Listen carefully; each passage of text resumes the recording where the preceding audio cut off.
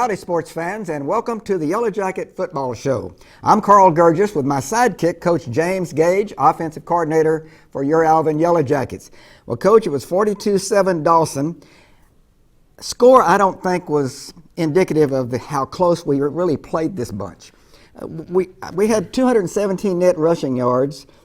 Here's a 4 yards per carry, 11 yards per carry, 5 yards per carry. And I know you got to cross the double stripe it really counts. But I thought we had a good game overall. Yes, sir. We had a good game plan this week, and we knew they were really explosive offensively. And we knew we were going to have to do a good job of hiding the football from them.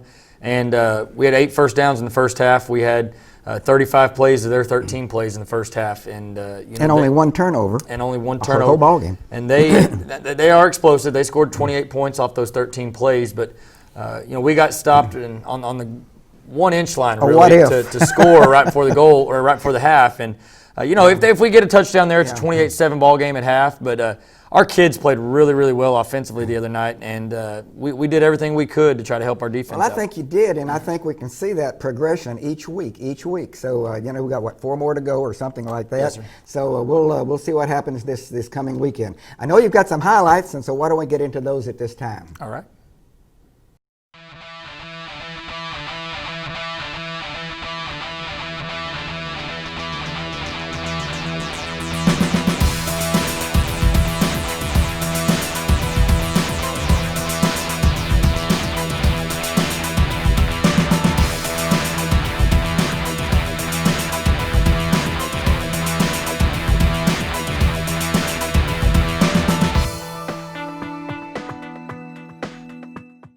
Let's get right into the highlights of the game, Coach. Go ahead and take over and tell us what we're going to see. All right, let's look at them.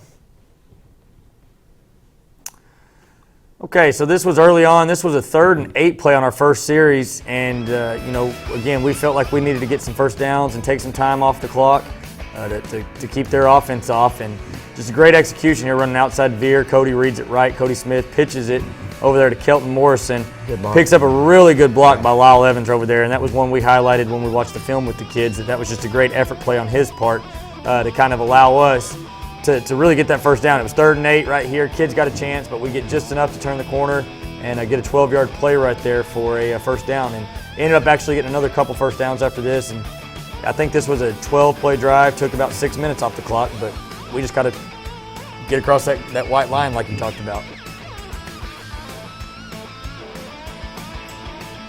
Okay, this was actually the same drive. This was a 3rd and 9 play, and we felt like they were giving us the inside right there, so we called a quick slant over there to Chris Touch.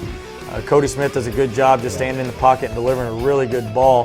They brought a little extra pressure off the side that we were late picking up, but Cody got rid of it in a hurry.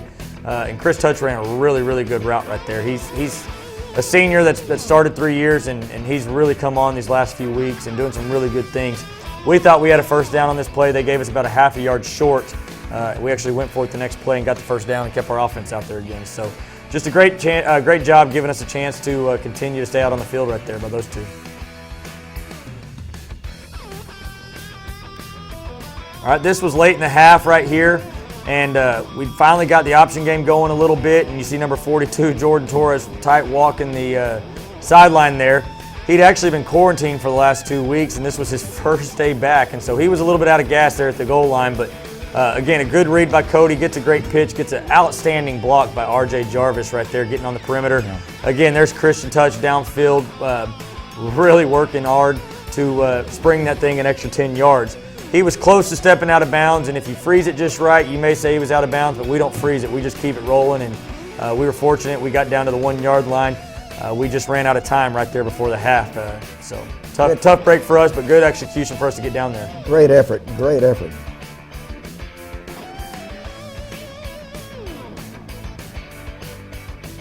All right. Now this is Trevor Bockel in there at quarterback now. We've been playing both quarterbacks. We got a junior and a senior, and we've been playing both a little bit alternating series. And the junior, Trevor Bockel, does a good job again reading it here. Gets the ball pitched, and that's another junior Daniel Bloom. Gets to the sideline for a big pickup for us. And if you go back and you look at the stats from the other nights, we had a lot of +3s, +4s, +5s. We had 15 first downs on the night, but we did have some chunk plays too. We had some 12s, 20s, 37s. And so like you talked about earlier, Carl, the offense is kind of starting to come together. You see Kelton Morrison gets out there and gets a good block right there. May have been a little bit illegal, but we won't tell the officials on that. But you see the hustle down the field by all our offensive linemen. They're getting down there. They're playing extremely hard. And we just feel like offensively things are starting to click for us a little bit.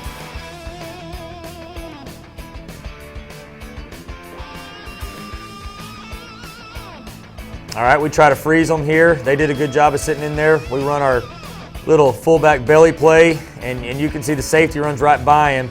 And Tony Vidania gets in the open and shows a little bit of speed that we didn't really know he had. You know, we've been joking with him for 2 years about when he's going to show us his speed, and he made sure to let us know that he's got a little bit of speed here. Look at the hole he's going. That was a great execution right there. You get a great down block by our right tackle, Joe Vega.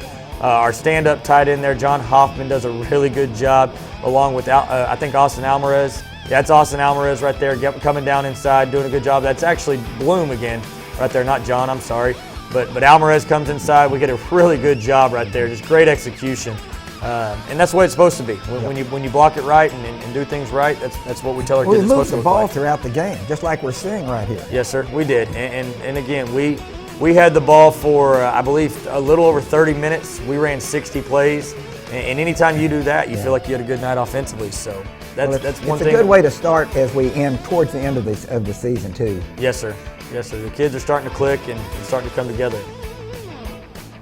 All right, this is, again, another one to Torres. Again, he was first game back from a 2-week span, and so he was huffing and puffing a little bit there. But he ran hard all night. And, again, RJ doesn't get much of a block, but he gets just enough for the guy to where we can get outside of him. And that's what we tell those guys.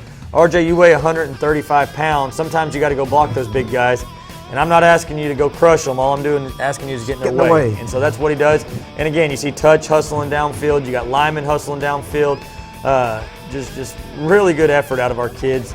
And again, they're starting to have fun with it. So well, good 217 yards of net rushing, and it's obvious and indicative of what we're seeing right here. Yes, sir. And to win football games here, we're going to have to do that. We're going to have to now just learn how to finish. We're going to have to learn how to get that ball in the end zone. We don't have just the true athletes that can score every time they touch the ball, and so we've got to execute, and we've got to be good at those 8 to 10 play drives. Well, Coach, that was pretty exciting little film clips for the game, and I know that we want to continue as we get into the Dawson game as we get into the Strake Jesuit game next week. Yes, sir. We'll be back in a few minutes to wrap up the show today and also to talk a little bit about the Strake Jesuit game. First time we will ever have played Strake Jesuit, so it should be interesting. I learned something new.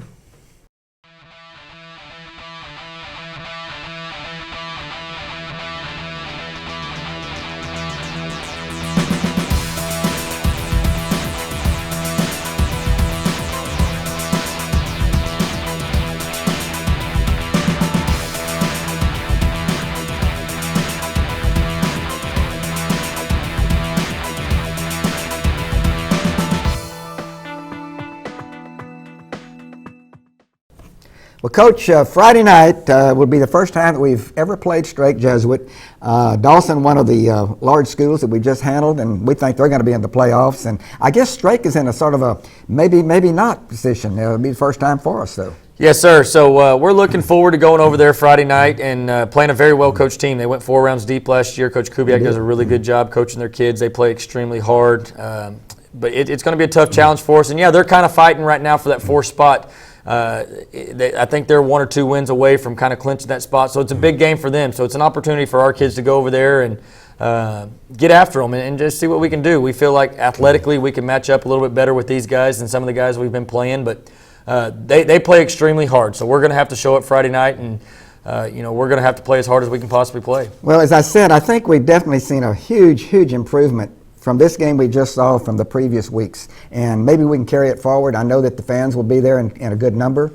And so, folks, if you can get there for the Strake Jesuit game, it'll start at 7 o'clock on the Strake Jesuit campus. That's a little off of, 59 near Bel Air Boulevard. And I hope you'll show up for the game between the Yellow Jacket and Strake Jesuit. For Carl Gurgis and Coach James Gage, we'll see you next week.